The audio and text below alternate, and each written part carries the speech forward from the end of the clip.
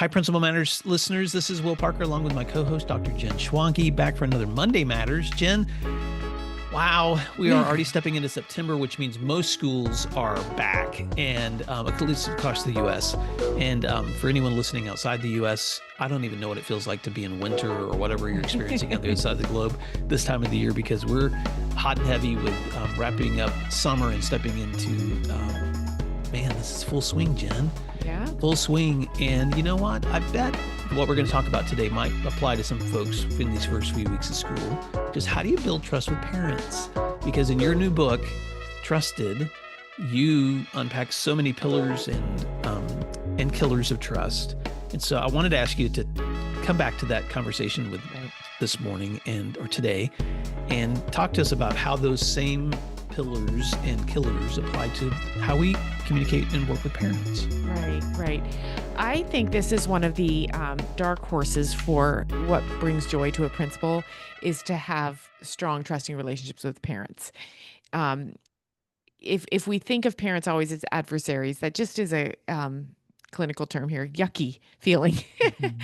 And trusting relationships with parents are not independent of other trust pillars. They're best embedded inside the overall culture of the school.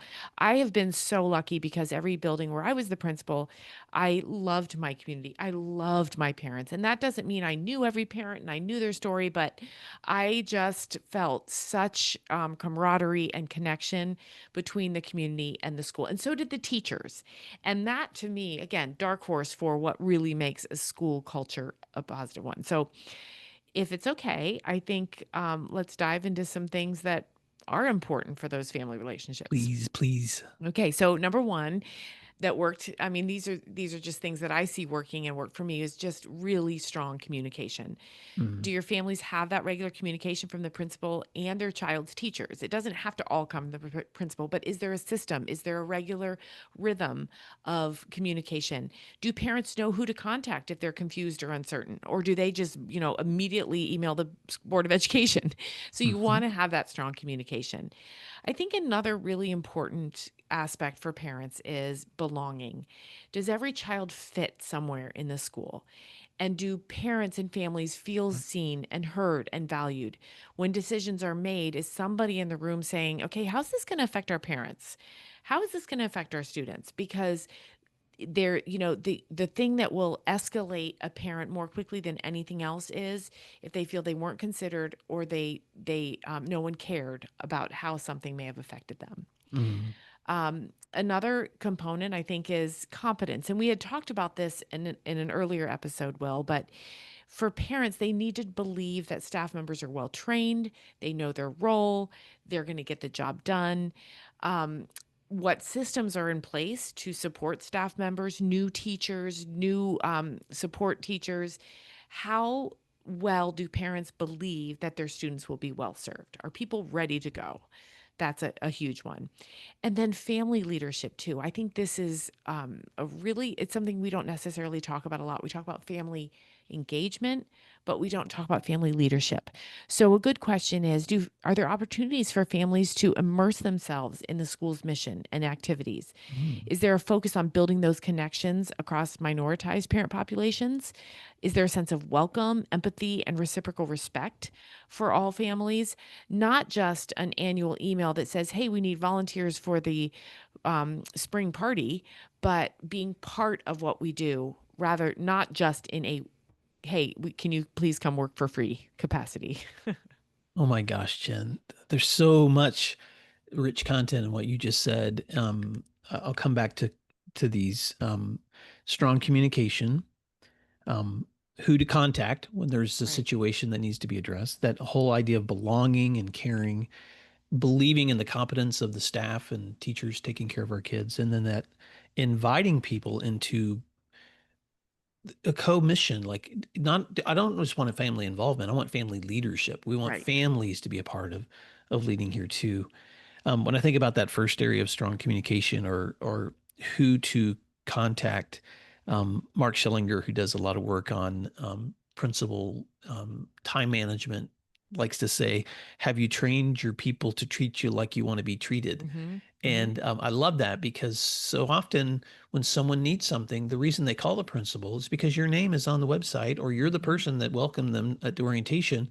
You're the face of the school, but you may not be the most appropriate person to answer that question. And That's right. so taking the time to train your staff or your teachers, sometimes people call that a first responder list of knowing Right. that when someone calls, this is who they talk to about nutrition or health or curriculum, or that teacher who can answer that question more directly than I can, or maybe somebody at the central office. But don't leave your staff hanging wondering who are supposed to answer these questions. And the seasoned staff knows that over time, Right. but a strong leader will make sure that's clearly understood stepping into a school year, Right. Jen. So I love those.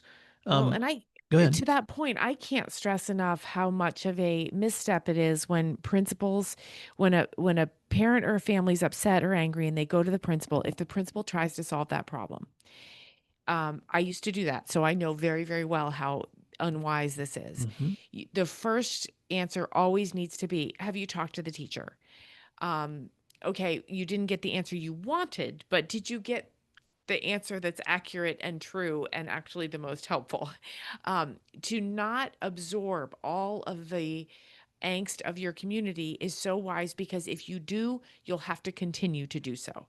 A simple example was I remember I used to get emails from one particular parent at 10 or 11 at night, and she was always angry about something. I later came to find out all of her emails were written when she was about 3 or 4 chardonnays in, and so that was not it was that she wasn't her best self. And what I was doing is answering them at 10 at night. Hmm. And what I was saying to her, it didn't matter what my word said. My reply said, "I will answer you at 10 at night on behalf of someone else." When I should have done nothing and said, "You're going to need to take that question to the teacher." Now, you have to fully support your teachers, especially if they have a parent who's coming at them 3 Chardonnays in and not being all that rational. But to take on the angst of an entire school community of parents is just not sustainable. Oh, Jen. Oh, there's just so much more we can unwrap here. I'm just having so many crazy memories too. Same thing goes with social media. Same thing. I mean, there's just so many things that it's better not to respond, Right. or it's better to wait to respond until you know that someone's in a better set of mind. Um, when it comes to family leadership, and you know, when I think back to my work, that was probably the my biggest weakness was inviting families into that same mission that I talked about so much with my teachers and our students. Part of that, I think, was inviting them in through just making sure that they were aware constantly of what we were doing so that they were never in the dark as to what that looks like. But I was just talking to a couple of educators recently, Jen, a principal in one case and then a teacher in another.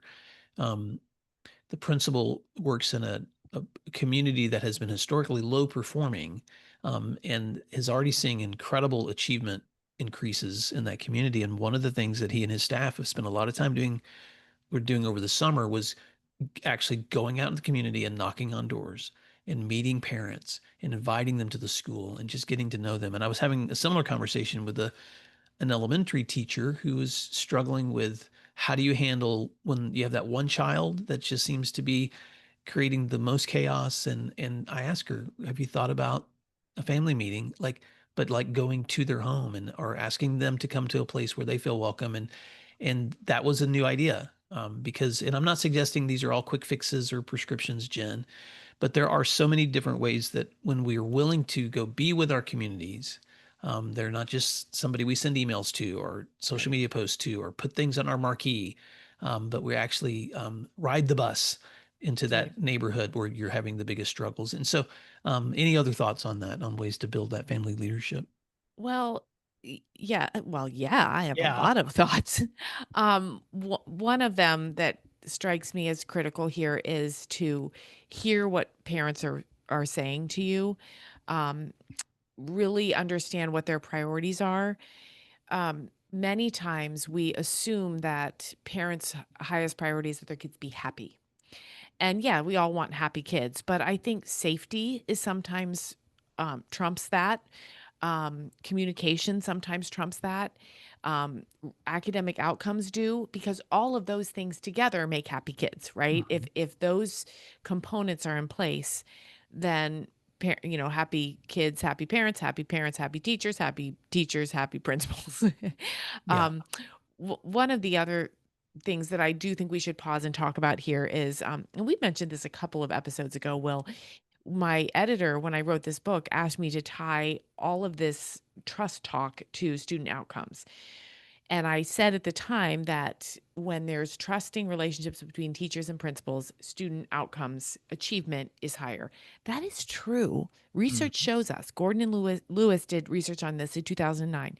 High parent achievement, or excuse me, high parent engagement is associated with higher student achievement. So you Mhm. want your parents to be there. You want them to have input. You want to be responsive and accountable to them. And again, let's swing it back around. I think a lot of that is engaging in that frequent, relevant communication, letting your experts be experts, and being present and welcoming to those parents as part of the team. I love that. I work with a high performing principal who has kind of modeled his schedule around time with developing his leadership team and feedback Hmm. from teachers, time with developing feedback from students so that he's constantly hearing, but also time bringing parents together for feedback. And so when I think about especially a principal's priorities, I know this is so hard because right now you're like, what am I going to even do my observations and Right. evaluations and my fire drills? And all of that is important. But when you look at your calendar, I'm just asking you, where have you prioritized time with those three buckets? Right. With the people that you're developing to serve students, with the students themselves, and with the parents that you're Right. also serving. Because when you're touching those relationships consistently over time, Jen, you're building stronger trust. Right. Well, and let's land there for a second, because it is a lot. And I don't Mhm. want anyone listening to this podcast think Jen and Will are out of touch. Mhm. I don't think those buckets need to be standalone, and they don't need to be new. I don't want any listener to listen to this and say, oh my gosh, I need to host a parent meeting this week.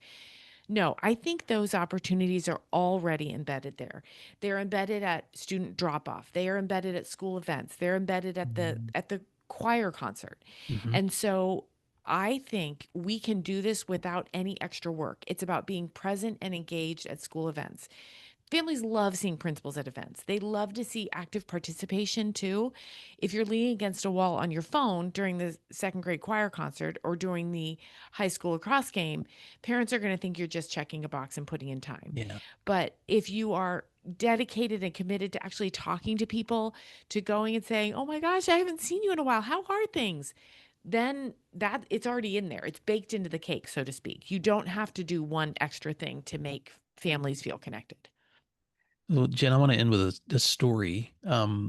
Back in the summer when you and I were at the United Conference, we were both presenting, and I had the opportunity to present on my book, Whose Permission Are You Waiting For? And afterwards, I was signing some copies of books for people that had attended. And I was surprised. There was a gentleman that when he got to me, he said, "You probably won't remember me, but I'm a principal now and I serve at a school in Oklahoma." He said, but when my boys were in high school, we were going through a really difficult time in our family. My wife and I were going through the divorce, and it was a really painful time in our family's history. And so my boys had moved with their mother to your community. And he said, and I had to kind of take a step back because of some of the things going on during that time. He said, but I've never been able to meet you to tell you I had an enormous amount of comfort and encouragement watching how you led my boys Mm, during the years that they were there because they felt they belonged, they thrived. And he said, I just want to say thank you mm, for the way that, and I started crying, Jen, right there right, at my book right, table, right, because you know how that was 10 years ago with these right. two boys. And of course, I remembered that once we got to talk, I got to remember those boys and the amazing things they did during school. But I just want to say this to principals. You may never get to have the conversation with someone 10 years later or a week later or a month later. But right now, there are children in your care and students in your care, and the ways that you are building this trust with them and with your teachers and extending that to the community, it's making a difference. And in ways that may be completely We intangible don't or for know. you Yep. to be able to explain. But Jen, thank you so much for this book, because trust is, it's the foundation for everything that we need to do if we're going to lead thriving, healthy school communities. So we don't want listeners to feel overwhelmed. We just want to encourage you that these muscles that we're building for trust, they do bear fruit over time. That's right. And by the way, I forgot to say this in our previous episode. Anyone who signs up for my newsletter, Principal Problems, I'm going to do a random drawing every single week for the next 8 weeks and send a free book. So sign up for the newsletter and more trust stuff at Jen Schwanke. Excuse me. No, I'm telling you my email address at jenschwanke.com, and click on newsletter and sign up. And I'm going to just pick somebody and send them a book. I'm sending one today to rural Montana. I have someone who signed up and she won, and she's thrilled. She gets a free book. Jen, that makes me so excited. Well, I was the very first person to sign up for the newsletter. And in Principal Matters listeners, as we wrap up, thank you for taking time to listen and learn together. You can check out all of Jen's resources at her website at jenschwanke.com or mine at williamdparker.com. And please share this episode with your friends and encourage them to learn together. But until next time, thanks for doing what matters. We'll talk to you soon.